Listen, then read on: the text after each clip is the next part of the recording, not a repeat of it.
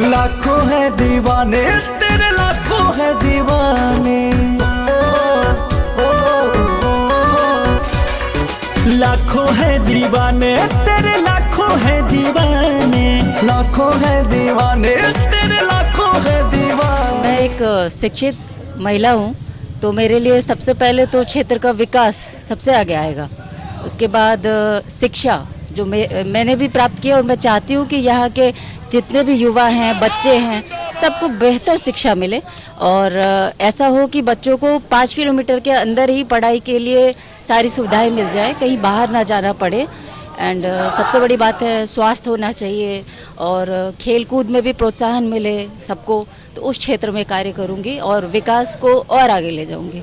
बिल्कुल, विकास का एक कदम होना चाहिए, लेकिन उस किस रोड मैप के तहत, किस सोच के साथ आप आगे जाएंगे?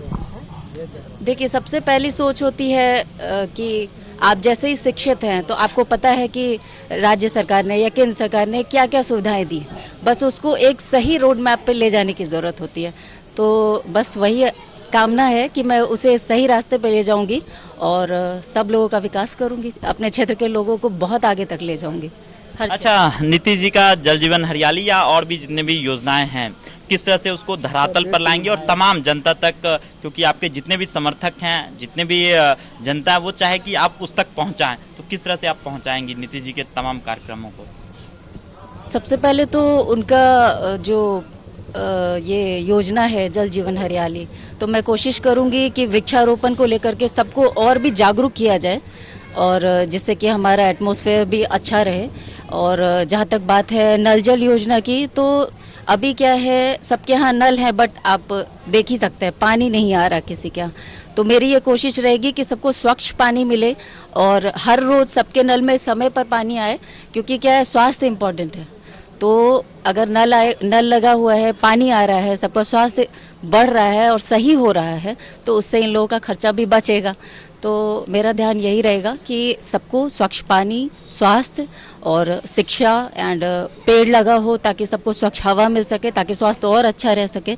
दवा से अच्छा है ना अपनी अपनी सुरक्षा, तो मेरा ध्यान इसी की ओर रहेगा। अच्छा, क्षेत्र संख्या 22 में जो भी जनता आपको चुन रहे हैं, जो भी चुनने आएंगे, तो क्यों चुने और उनके नाम क्या संदेश देना चाहेंगे? जी देखिए, जैसा मैंने कहा कि मैं एक शिक्षित महिला हूँ, तो कोई भी शिक्षित महिला हमेशा ये सोचती है कि सबको आगे लेकर चला जाए। और अभी तक मैंने जहाँ तक देखा है, जो भी देख रही हूँ सामने में, तो मुझे कोई भी ऐसा समझ में नहीं आ रहा है कि इतनी सारी सुविधाएं होते हुए भी, जो भी सरकार ने, राज्य सरकार ने या केंद्र सरकार ने सुविधाएं दी है, जो कि धरातल पे मुझे सही नहीं नज़र आ रही है कि सब लोगों को उसकी सुविधा मिली हुई है। तो सब योजनाएं हैं, बट वो सही से सुचारू रूप से यहाँ चल नहीं पा रही है। तो मेरे प्रयास सबसे पहले तो यही रहेगा कि वो सारी योजनाओं को मैं सब तक सही तरीके से पहुँचाऊँ। और जहाँ तक बात है, सबके पास एक जो भी आता है इस क्षेत्र में, उसके पास एक विज़न होना चाहिए, और एक ईमानदार, कर्मठ और शिक्षित इंसान सब लोग चाहते हैं कि प्रतियोगी के रूप में खड़ा हो, हमारा जनप्रतिनिधि ऐसा हो। तो वो विज़न मेरे पास है, इसलिए मैं चाहती हूँ कि अगर मैं जीतूँ तो सब लोगों को आगे लेके चलूँ। जन के साथ, किस सोच के साथ आप मैदान में उतरे हैं? मैदान में उतरे हैं, देखिए दो सोच है, एक तो महिला सशक्तिकरण और एक युवा शक्ति। महिला सशक्तिकरण और युवा शक्ति अगर हमारे समाज में होगा तो हमारा समाज अभी तक ऐसा नहीं हुआ है कि बराबरी का दर्जा युवाओं को और महिलाओं को मिला है। तो महिला शक्ति और युवा शक्ति अगर आगे जाएगा तो देश आगे जाएगा, समाज आगे जाएगा, गाँव आगे जाएगा, टोला आगे जाएगा। इस सोच के साथ मैं इस चुनाव मैदान में आया हूँ। अच्छा, टेक्निकल शिक्षा होने के बावजूद भी आपके पास सब कुछ है, फिर भी आप पंचायत जिला परिषद के चुनाव में आने के कोई खास? ये एक जरिया है समाज सेवा का, जिससे मैं समाज के साथ, मैं जॉब में था, मैं बाहर जॉब कर रहा था, पढ़ाई मेरी बाहर हुई, लेकिन मैं चाहता था समाज के दुख सुख में 24 घंटा लगा रहूं। मेरे लिए समाज पहले आता है, परिवार बाद में आता है। अगर जनता मुझे मौका देती है तो मैं पहले समाज का हो गया, ना कि परिवार का हो गया। इसलिए मैं ये सोच के साथ आप लोगों के बीच में हूँ। अच्छा, इस बार जनता पर भरोसा क्यों करे? जनता देखिए, शिक्षित उम्मीदवार, मेरी पत्नी भी शिक्षित है और मैं भी शिक्षित हूँ। एक शिक्षित उम्मीदवार ही सारी योजनाओं का अध्ययन अच्छे से कर सकता है और अच्छे से सारी सारी बारीकों को कर सकता है और लोगों तक पहुंचा सकता है। और जब तक सारी योजनाएं अंतिम तबके समाज के सबसे गरीब लोगों तक नहीं पहुंचेगी तब तक समाज का उत्थान नहीं होगा। इसलिए जनता हम पे भरोसा कर सकती है। तो इस बार हम भी जीत की शुभकामनाएं देते हैं आपको और उम्मीद करते हैं कि फिर जीतने के दिन भी हम लोग इसी तरह मिलेंगे। बहुत बहुत धन्यवाद। देखिए, सबसे पहली बात तो आप देख रहे हैं आस पड़ोस में कितने बहुत सारे प्रत्याशी खड़ा हो गए हैं, बहुत सारे उम्मीदवार हुए हैं, लेकिन ऋतु जी एक पढ़ी लिखी महिला है। और मैं भी चाहूँगी कि आप देख रहे हैं आसपास में बहुत सारे ऐसे बच्चे हैं। मेरा ध्यान, मैंने ऋतु जी को जिस लिए सपोर्ट किया है, मुझे शिक्षा पर चाहिए ज़्यादा काम, क्योंकि हम ऐसे समाज में रहते हैं जहाँ बहुत सारे गरीब बच्चे हैं जो विद्यालय से बाहर हैं, किसी भी कारण से वो विद्यालय से बाहर हो। तो मैं ऋतु जी से अपेक्षा करूँगी तो वो ऐसा काम करे कि ताकि वो बच्चे विद्यालय से जुड़ सके। तो सदियों से जो गरीबी है उनकी मेन यही बात है कि वो शिक्षित नहीं है, और शिक्षित अगर नहीं है इसलिए वो अपने वोट की कीमत को नहीं पहचान पाते हैं। तो ऋतु जी से मेरी अपेक्षाएं हैं कि वो शिक्षा के क्षेत्र में काम करे। और ये भी मैं चाहूँगी कि हमारे गांव घरों में बहुत सारे टैलेंट छिपे हुए हैं, तो ऋतु जी उन्हें पहचाने, उन्हें आगे बढ़ाने का काम करें। यानी खेल कूद में भी आपका खास विजन होना चाहिए, उद्देश्य होना चाहिए, आप इस क्षेत्र में भी काम करें। मेरा बस दो ही है, स्कूली शिक्षा बेहतर हो और खेल कूद में बच्चे बच्चियों को बढ़ावा मिले। धन्यवाद। लोग को तो सही लगे तो हम लोग चाह रहे हैं कि जो बन जाए, आगे आप जनता मर्जी। अच्छा, ऋतु जी पे कितना विश्वास कर रही हैं आप?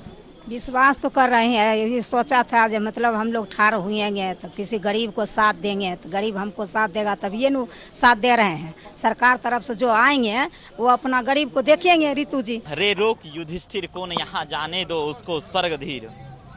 कुछ ऐसी बातचीत है आज बरौनी क्षेत्र संख्या 22 में, जहाँ पर जिला परिषद की उम्मीदवार ऋतु जी खड़ा हुई हैं। में क्या खास बात है ऋतु जी में, क्या खास बात है कि आप लोग इस तरह से आए हैं? अमित भैया नए उम्मीदवार हैं, हम लोग चाहते हैं बहुमत से जिताएं।